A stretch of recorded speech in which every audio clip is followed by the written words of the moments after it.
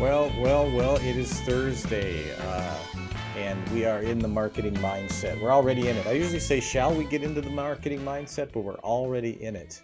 Um, and so I just want to mention to my producer that there's something funky in the music. Write that down and we'll go check and figure that out. But anyway, welcome. I'm Pete Monfre, and this is my host, Bill Lowell. Now, I'm broadcasting from sunny Austin, Texas, right? And Bill Um, hails from the tropical paradise of Wisconsin. So yes, yes. if you can humor me for just a minute, let's take a look at what it looks like outside here. Okay. So I don't know if you're seeing that. Yeah. It Here, let looks me let nice. me show the lovely audience.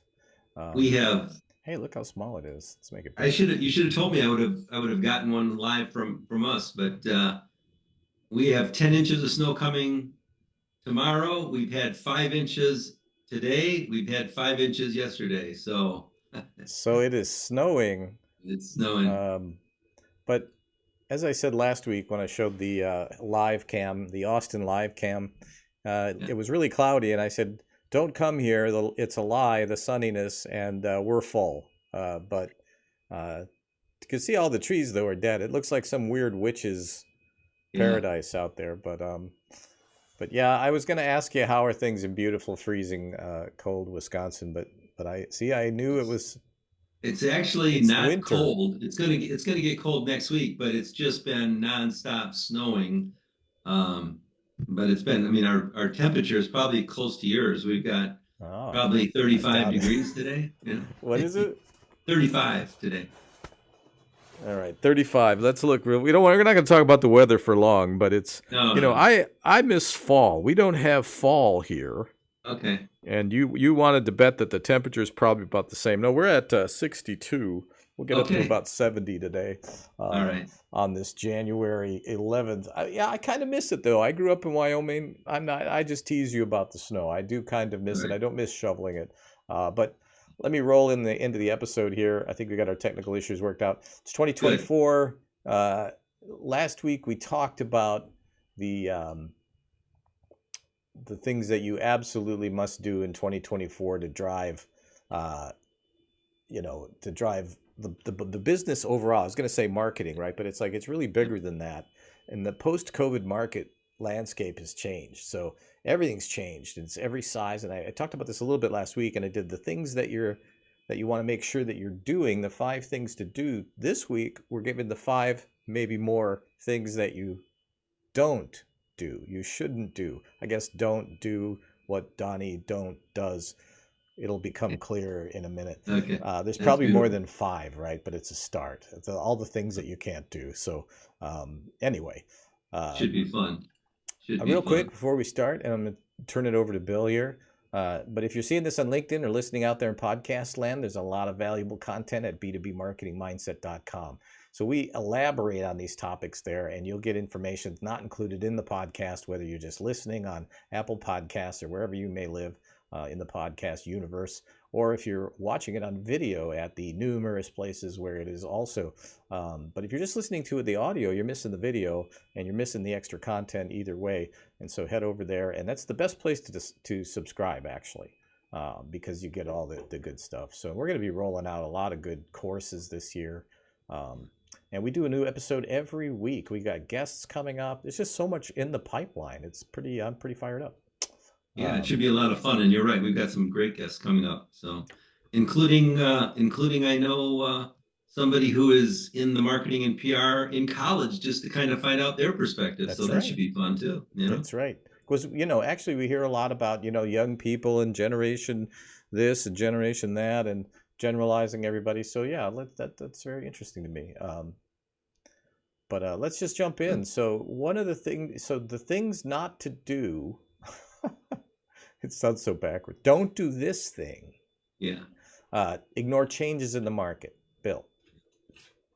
I mean, I don't want to say that's a pretty obvious one, but I mean, it's change is happening all around us, just like you were saying. Are we gonna uh, stay the same? I mean, it's like that's the easiest thing to do is to stay doing what you're doing, and you're gonna miss out on a lot of things that's going on. So whether that's the data analytics that you want to pay attention to and seeing kind of what some of those numbers are, or you're gonna miss some informed decision making, I think, by um, ignoring some changes in the market. And we talked about this. We had our podcast where we had the panel discussion talking about all of the changes in the marketplace, and I know we'll talk about that on another uh, bullet point here in just a little bit. But it's like it's kind of scary. There have been a lot of people that have ignored what's going on in the market, and they are way behind, as we found out.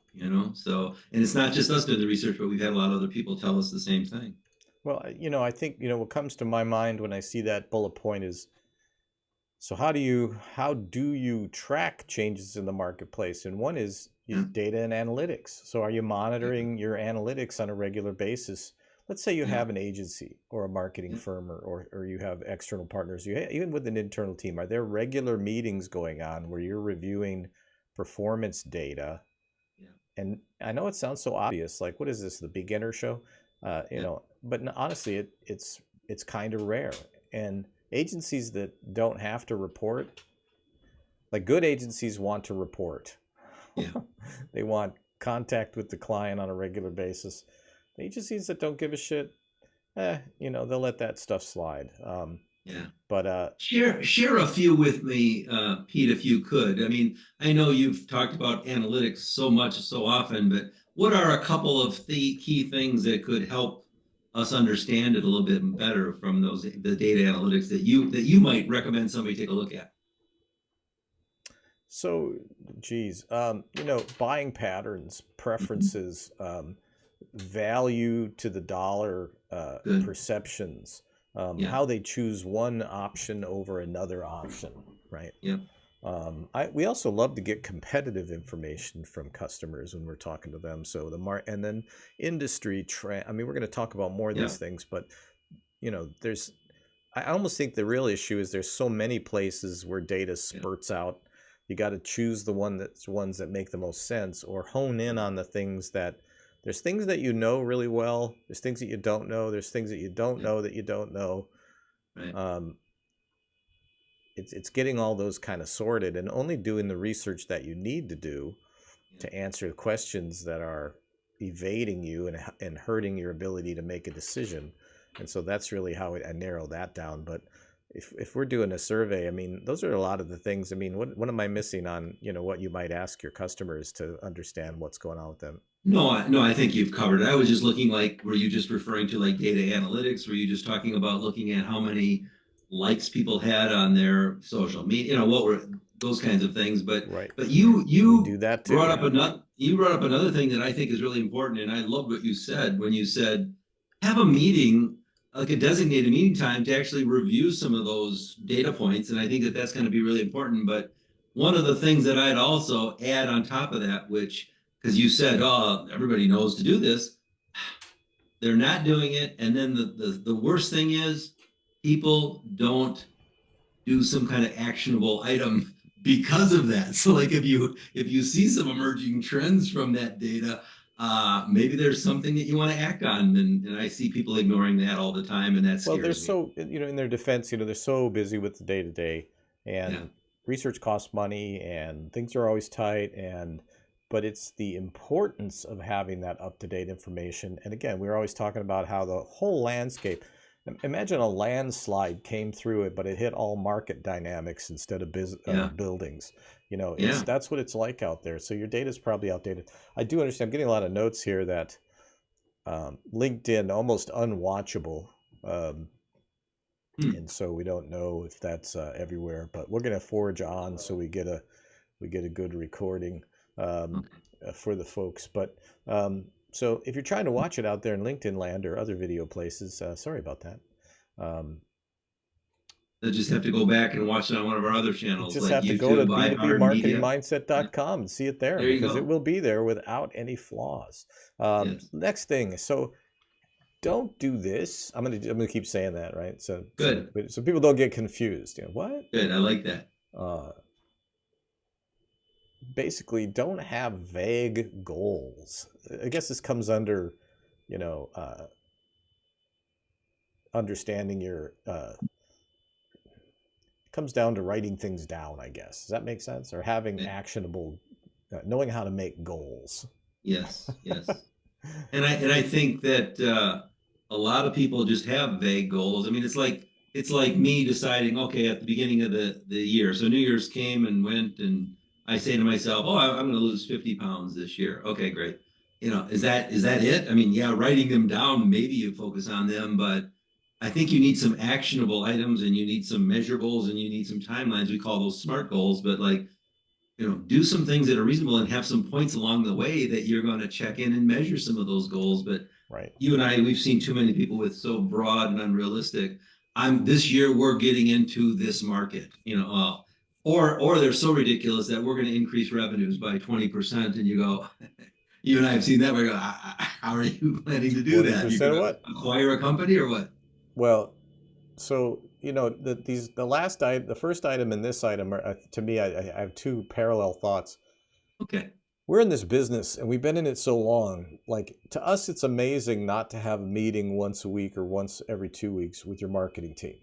Yeah. But out there in the world, it's almost like everybody kind of forgot that. It's pretty standard in the agency business, but I think a lot of newer agencies, a lot of younger agencies, less than 20 years in business, less than 15, maybe they just didn't get that memo.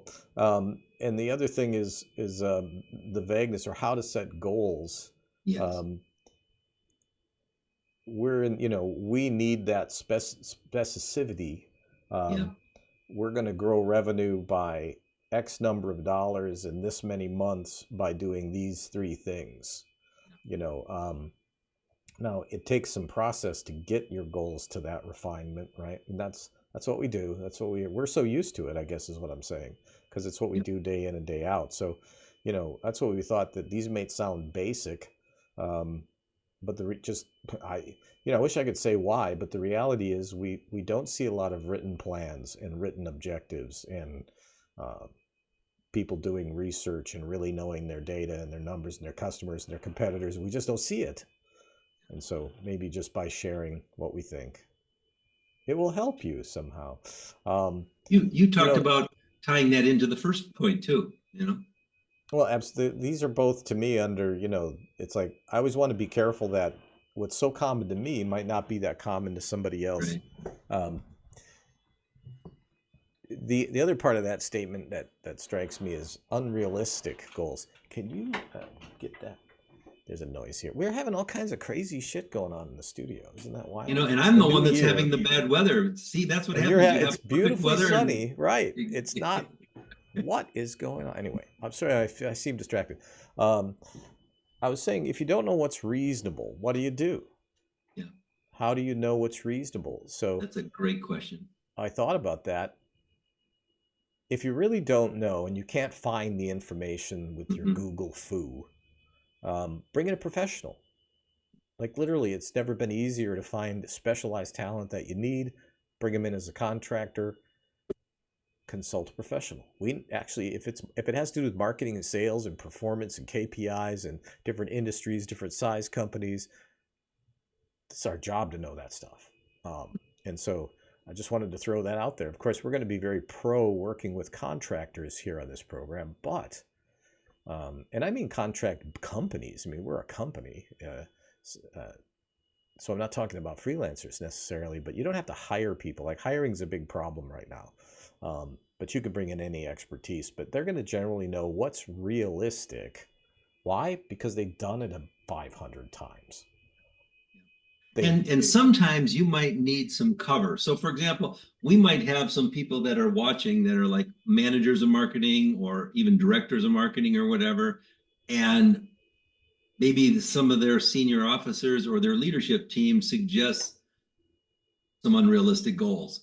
How do we tell them they're crazy? How do you say that's insane? There's no way we can do that, without losing your job or getting you upset. And that's why, to your point, Pete, maybe sometime you need an independent third party coming in to kind of somebody like yourself to help them to say, of course it's not doable. Well, research will do that for you. I Yes. mean, the repetition of, I mean, really, what does experience even mean? But thank you. I should say people like you as well. But Yeah.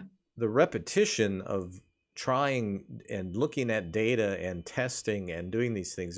We don't Right. know what's realistic because we're super geniuses.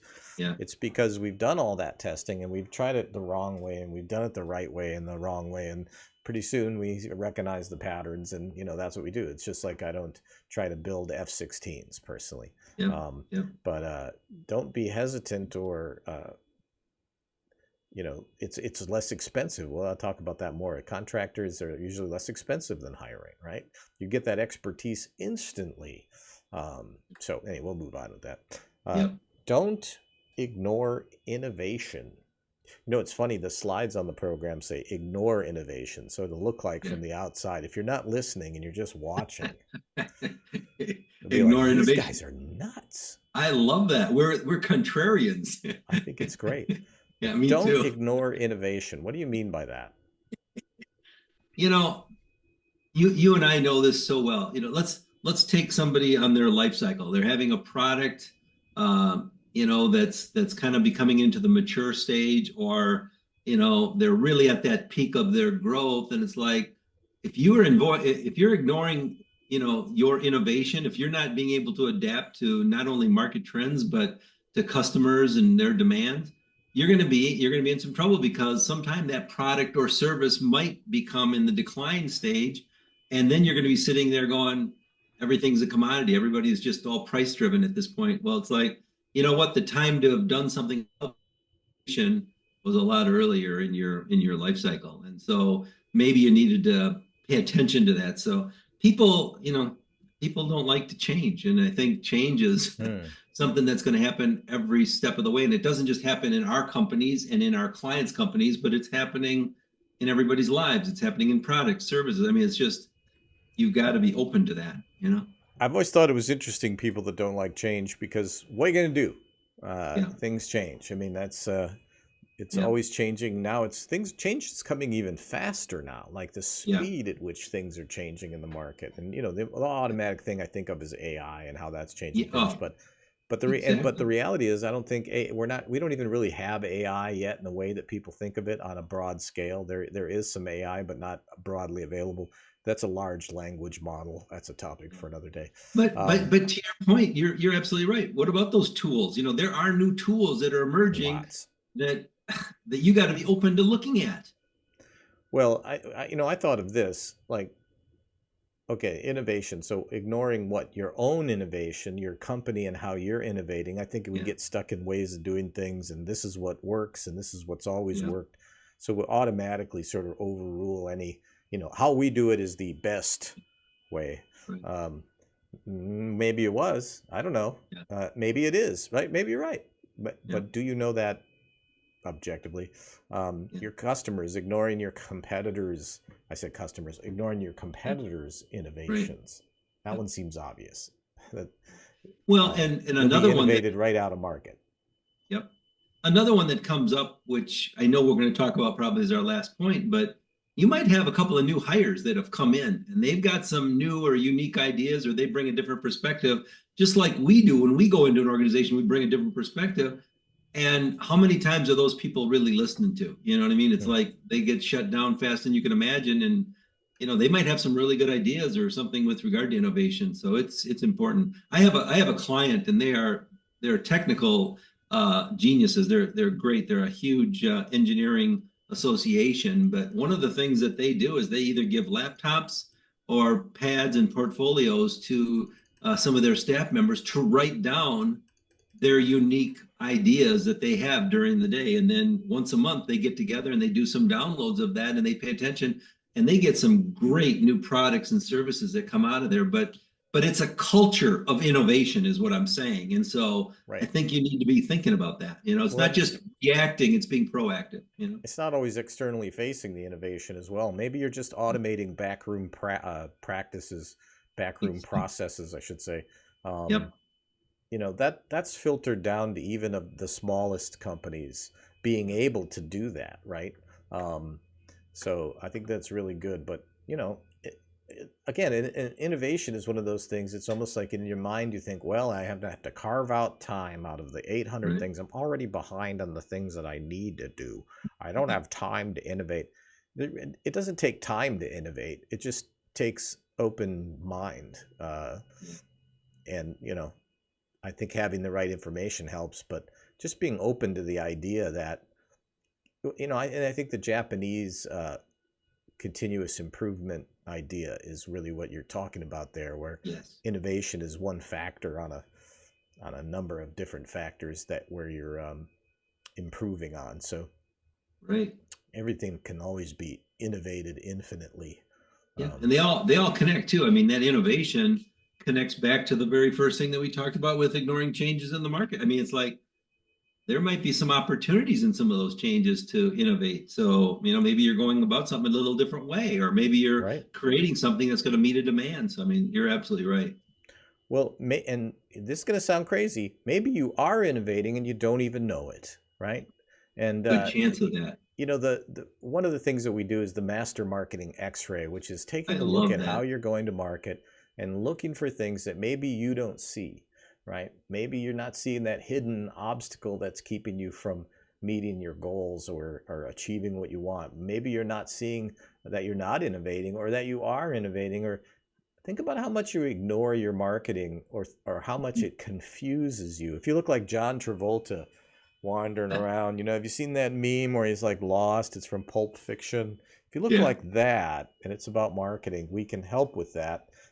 It's just a project. It's done pretty quick. Yeah. Get a hold of me if you want. So, pretty No, smooth that's commercial a there, huh? great one. People should check out your website at Clarity Marketing, and because you've got it all defined there. But you and I have gone through that a million times. That's such a value to your customers that I think, and Absolutely. I don't want to say it's inexpensive, but it kind of is based We're on what you get out of it. we're So, looking at a $10 million company right now. You and I, we're looking at it. We're yeah, like, this doesn't make any sense, but we see that pattern, right? yeah. And so, yeah, on the website, you'll also find, if you get a bad link on my website, you'll see John Travolta doing that. That's on my 404 page.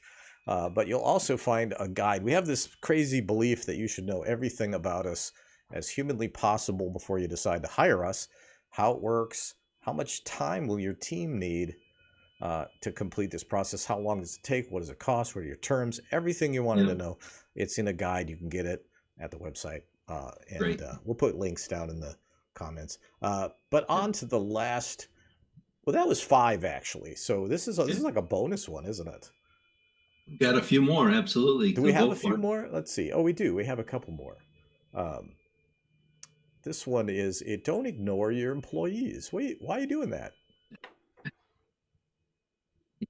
All right, this is a fun one for me, and I think we should have a session on this just in itself because I refer to this as internal marketing. But I asked the question, employees can play a really key role to the success, to that innovation, to monitoring those trends. But I always get a kick out of it because I always ask, do your employees understand your brand message? Do they believe in your vision and mission? And we've done surveys with that, and there's a lot of times that people say we don't even understand what it is, or you'll have them react to it. So that's key. What's the likelihood that they're going to stay with the organization? What's the likelihood they're going to stay within the next 6 months? Are they looking for another position right now? What's the word on the street about your organization? Are they saying things you don't want them to say that's getting out in the marketplace? So employees really have the chance to, in my opinion, really help you solidify your markets and really do great work. Or they can be, as the NPS scores would tell you, they can be a detractor depending on what you want to do with them. So again, what are the relationships like? Maybe consider even putting them into your strategic planning. Maybe they've got some really good ideas for new products or services. Maybe get their input. I could go on all day with this, but in my opinion, ignoring the employees is a fatal mistake. Well, see, it's such a huge bullet point. Yeah. You know, I think other things like accepting that remote working is a thing. Like, stop Yep. fighting the remote working battle. I mean, everybody's like, "Oh, I can't hire anybody." Um, you know, under, don't ignore your employees. What do they want? Survey Yep. them. It's sometimes there's too much of an external focus when we need data from internal Right. Yep. sources. And then a note I made to myself was keep them in the loop. Yeah. Um, keep them in the loop so that, with internal communications. And I don't think it really matters if you have 10 people or 100. I mean, or 5. I don't think the rule stays the same. So I think those are good things not to do this year in case you're not clear. If Yeah. you're watching with the sound off, which if you are, you wouldn't hear me right now anyway. And most of you have already given up on us on all the platforms due to our.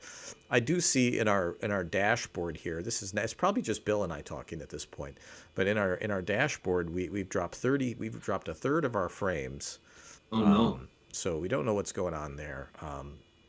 And you've been super quiet in my ears. So if I've missed any poignant points, we will put those at b2bmarketingmindset.com. Always so much good information. So final thoughts. Final thoughts. We have a munchkin for a voiceover person. I don't know how that is, but my final thought is this. We can do these podcasts all day and all night and not convey just the sheer amount of specialized knowledge that it takes to guide an organization to market. It's out of control, but it is what it is. We can't change it. The marketing industry, the tools, and the other side of this too is what is possible has expanded exponentially. So there's a lot of good to it as well. But my final thought is this: if you don't have the expertise in marketing, if you're not sure what to do, what not to do, never been easier to bring in people that do know what to do. You level up instantly. It's less expensive than hiring. And there's too many reasons to list how easy this problem is to fix. Right? What are your final thoughts? I've got a few, and I like what you just said. I think that's really key. And maybe what I would say is, we just listed 5 or 6 ideas here, but and if you're overwhelmed or you're just saying that's impossible, then from a goal setting standpoint, pick one of the things that we talked about and do that, and then see what it does for you. And I think it will really make a difference for your organization. So yeah, you don't have to bite off everything at once. I mean, the floor here in the studio is covered with the bullet points that didn't make it today. But, we want to try to give you a meaty bite of marketing mindset every week. Every week, Thursday, 11 o'clock. We're still at Thursdays on 11 o'clock, at 11 o'clock. So we've maintained that schedule. And we're going to continue to maintain that schedule. We're not even going to survey you and ask if that works for you. And I have to say, you've been great at this, because there's been a few times that I've taken vacation or I've had a surgery or two, and you keep at it. So I can't thank you enough. Someday I hope to repay it, but you're so good at this that if I did it by myself to cover for you, no one would be listening. So it's probably good just to have you do it yourself then. Oh, man. Thank you. I think it's great fun. It is. And I love having guests. And so, yeah. But when it's not great fun is when literally nothing is working here.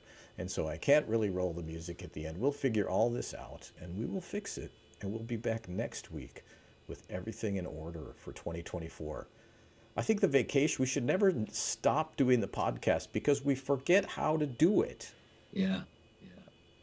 Anyway, thanks, man. Hey, thank you. Great to see you. Hang on. We're going to roll the ending. And if you got a couple minutes, I want to talk to you and we can maybe do some troubleshooting. All right. We are out. See you next week. You've been listening to the B2B Marketing Mindset with Pete Monfre and Bill Lowell. Add to the conversation by commenting, sharing, and liking. And don't forget to subscribe and check out the links in the comments.